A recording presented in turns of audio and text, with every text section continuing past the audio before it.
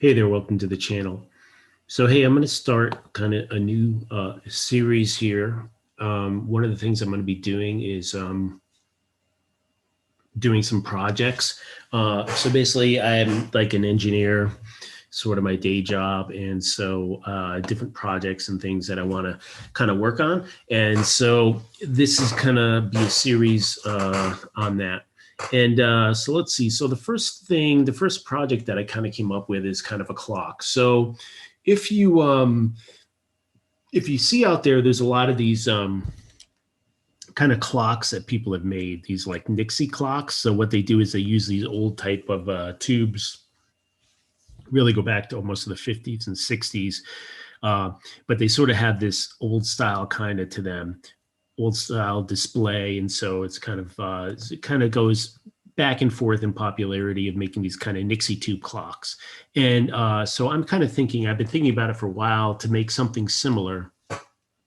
And so basically here's going to be my clock project. And so I'm just kind of coming up with this project. I think, I guess I'll say it this way is, I'm a like electrical engineer and do electronics, and I work in the chip industry. And I don't know how to describe it, but you're so disconnected.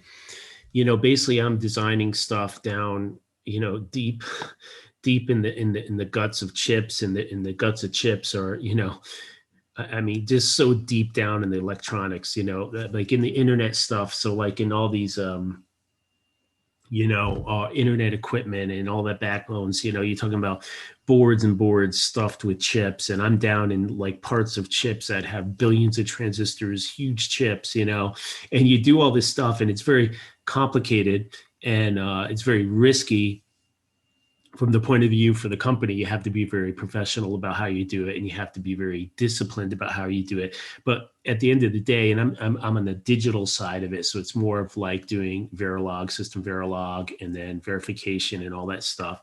And so basically what that means is you're writing, you're coding, and you're coding, basically you translate that into actual gates. But what happens is as you know, as you go on in your career, you get to this point where you're like so disconnected. Like a person in my position, I mean, I do, and I have worked in the lab, but they prefer not to have you in the lab. They prefer you have you doing something else. They'd rather keep you out of the lab. So the thing is, you're become so disconnected from, oh, what am I actually dealing with? I haven't touched the board in so long, or done anything like really physically touched any electronics and see an LED blink or something, So so some of the projects, kind of the idea is like, it's kind of nice to kind of get back in touch with what you started out with. And so that's why I just want to take some time to do some projects in my spare time. And so I figured I would just document what I was doing for the channel. So here's the first project. It's called the Clock Project. And so the idea here is, kind of in the Nixie tube thing. But so I was looking at the different displays, and something like this is good. Now, these are not Nixies. These two types here are IV12, and I'm actually going with IV11. These are VFD displays. These are vacuum fluorescent displays.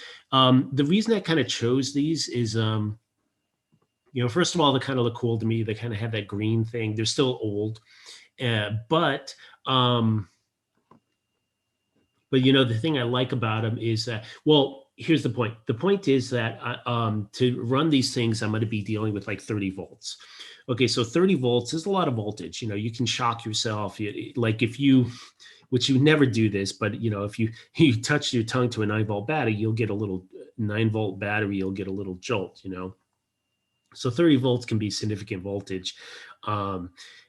So 30 volts though I can deal with, right? I mean, like the chips I work on, I'm working in these cores, and like, we're like different places, like you're well below a volt. I mean, we're talking 0.6 volts, like the voltages they can run stuff at. I mean, it varies and depends what it is from a volt to, but you're not dealing with Nixie tube stuff. Nixie tube stuff can be like, you need something like 170 volts on the plate and stuff like that. So it's very high voltages. And, basically with my inexperience of dealing with that kind of voltage, I'm not like Electro Boom, that guy. I mean, that guy like takes some chances with really high voltage. I mean, the thing is, the voltage, the thing is the voltage is there and it's all really about the supply, like how much current it's going to give you. But you start getting these higher voltages, it gets risky. So that's why I decided really to go with these type of VFD displays, because at 15 to 30 volts, you can get these to display nicely. They kind of have an old feel to them, but at the same time, I'm taking less risk. So, it's kind of a trade-off that I'm going with. So that's what I figured, and that's what I'm going to do. So then the kind of the clock. So what is it? So I'm going to, of course, over engineer everything because I want to experiment with things. But, basically over here, you have your clock, you have hours, minutes, seconds. But what I'm going to do, I really had this idea of making a countdown timer. And I think the idea behind it is that in a way, like, I think like we kind of lose motivation to do things and things change, et cetera, et cetera. And it might be helpful for some people or for me to kind of have a reminder that like, hey, you were started something a year ago. Here it's been a year and you haven't done anything on it. Like, what the hell's going on?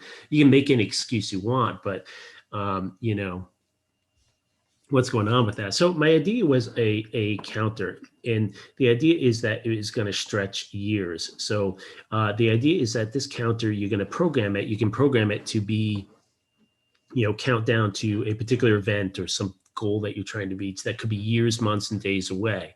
Now, so I have this idea. I'm going to use these IV11 tubes actually, and I'm going to use these to basically do the countdown. And I'm also going to have the clock. So I'm not sure how I can do it. I can make it display the countdown or the clock or alternate between displays, something like that. So, and then I have these IV17 tubes. These are kind of like, I'm going to do something with them because it is kind of cool. They have this like 17 segment displays, so you can display characters and stuff. And they kind of look old school, whatever, but I'm just going to do something with them. But so here's the features of it. So basically I have a simple clock that would display in hours, minutes, seconds. I think it's going to be 24-hour. And I'll look into that. Maybe I'll find a way to put an AM, PM indicator on there. Maybe we'll see. Then I'm going to have my countdown timer where you can program it to count down to some future event. And that's where all these digits would be going. And maybe in these with the IV17s, I would have, basically have some kind of indication as to what you're counting down to. But then what I'm going to do is like what I'm thinking of doing, and I don't know if I'll be able to do this, but I want to do the automatic time sync. So basically in Colorado, they have NIST is the National Institute of whatever, but they have these atomic clocks. And so they're keeping time very accurately.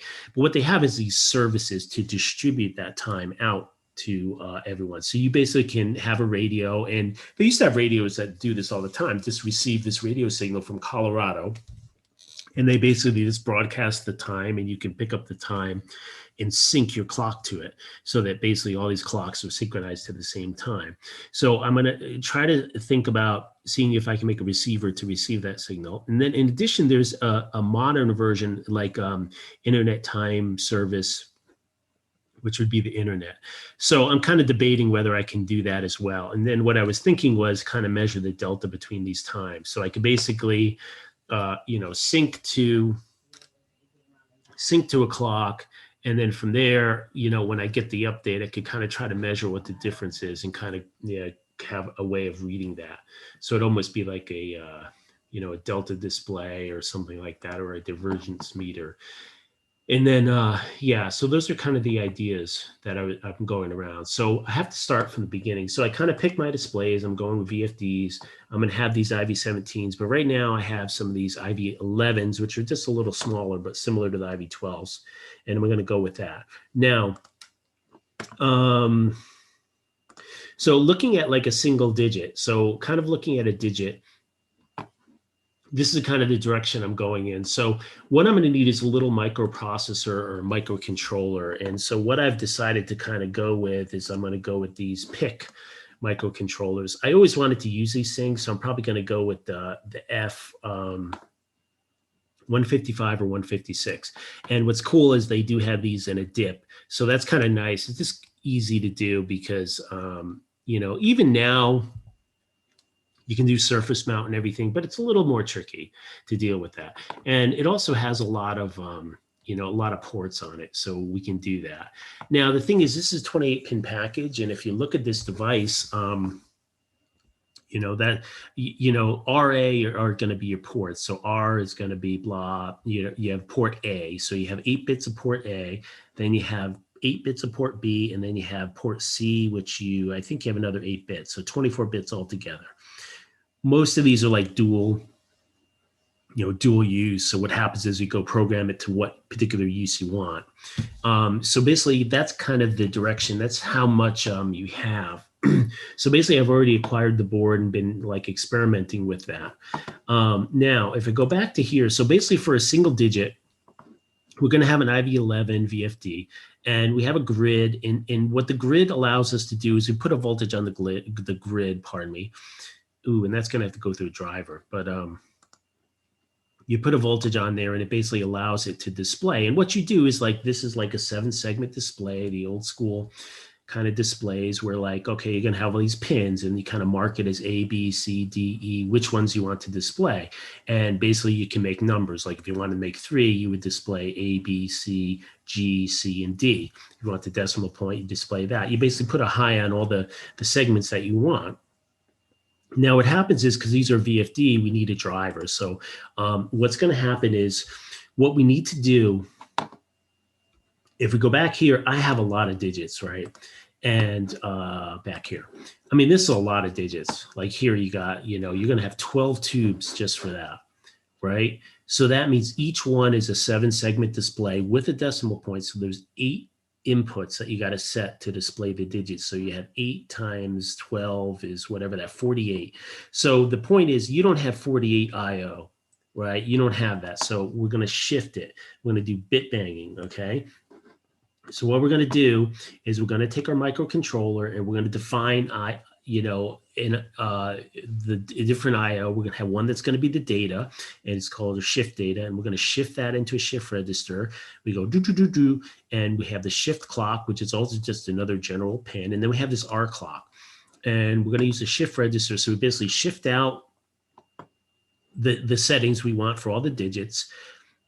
And then when we do the R clock, that's going to apply it, and then it will drive it through the driver to the actual segments themselves. And what's going to happen here with this 74595, what's happening is it's got an extra little thing on there. So this data sheet, these are really old chips too.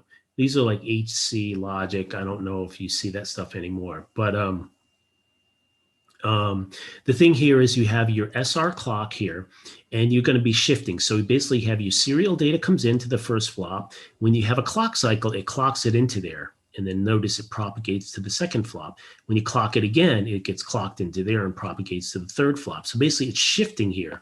But the cool thing is that these outputs, see these outputs here? They're not directly going out on the outputs. They have this other register on the output with this R clock. And so what that allows you to do is to shift things in. And then when you got the word that you want in there, you can pulse this R clock and then apply it to the output.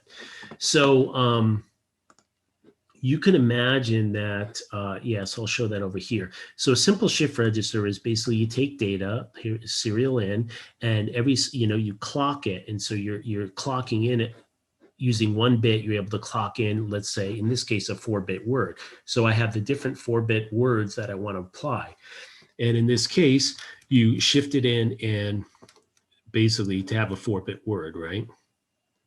Now, the added part of the 595 chip that I'm going to use is it's got an extra register so that all the bits, as you're shifting, they're being blocked. They're not going out. It's just holding the previous value that you had. So you don't have them blinking. So you can imagine if you're shifting things through, it's like all these lights are blinking in different random patterns until you're done with the value you shift. And to keep in mind that you're shifting, if this is the leftmost digit, the day digit, or I'm sorry, the year digit, you're shifting in all the data for even the seconds digit, which is going to be all the way off to the right. So this keeps going to the next position, et cetera, et cetera. So that's kind of the basic idea. And so what I'll do is I'll start working with this and get this kind of circuit working. And Yeah, the other thing here, so that's the shift register.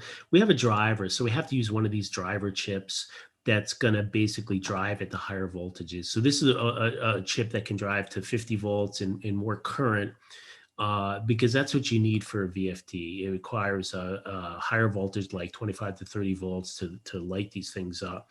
And so that's why you need a driver circuit. So that's what I'll have there. So that's the basic idea behind that. So now in your microcontroller here, let's look at that one. So the microcontroller, you know, I'm picking one of these pick ones. I always wanted to use these little things because they're just dirt cheap. They're these little microcontrollers, and they have all these different, basically all these different options. So I'm going to go with one of these, I think, at least for starting, until I find a problem and have to go with something else. But, you know, yeah, they're just simple. There's not a lot of bytes, so you're going to be programming in C. And what they have is these, like, I have this HPC that I can buy. And so what it is, you know, basically it's a simple board with the controller on it that you can program the controller. I think everything's flash based. So you can program as many times as you want, and you have easy access to all the pins. So you can kind of experiment and get everything worked out. I mean, at some point, I don't think I put the actual board in the clock, but maybe I will, but I don't know. But at least this way I can debug the code and get all that working. And then, and the reason I picked this particular one is it's got an RTCC, which is a real-time clock calendar. So it's cool. These kind of things have, and this is microchip. It's their stuff and their chip that I'm showing you why I'm buying it, why I'm going to use it. But basically they have a clock source and they're keeping track of time, but they're more than that. They're keeping track of, you know, basically an entire calendar, including day of the week. So once you set this stuff up, you know, it's keeping relatively accurate time of all this. So I can use the hours, minutes, seconds as the clock and use it for that. And then for the countdown for years, month, day, I should be able to use it for that as well. So that's why I picked this particular part. There's definitely a lot of details to work out. I think right now I'm just going to try to get a single digit working the way I want.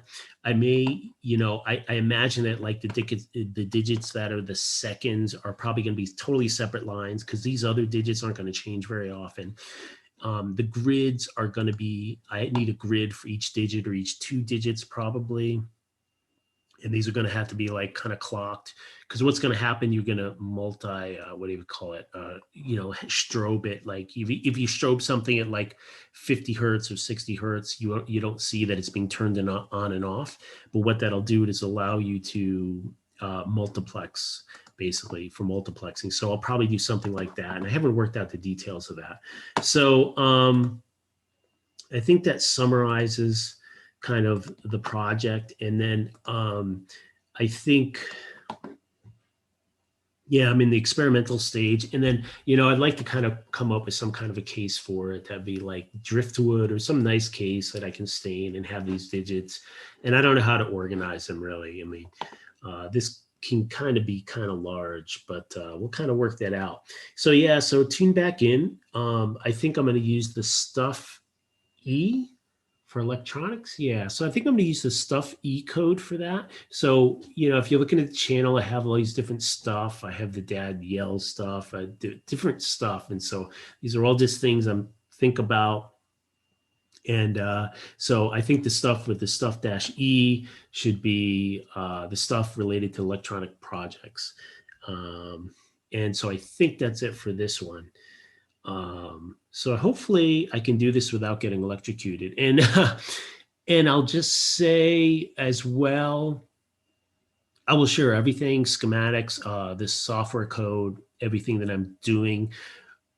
But if you're trying to do it, you know, you're on your own. Like 15 volts is not a lot, or 30 volts is not a lot, but, you know, it still could be harmful. So, you know, you take that responsibility on yourself. You know, it's up to you to get the experience and be careful. You know, if you're not comfortable with it, then don't mess with it, you know. So that's, you know, one thing there to keep in mind. So I think that's it for this one. So talk to you later. Bye.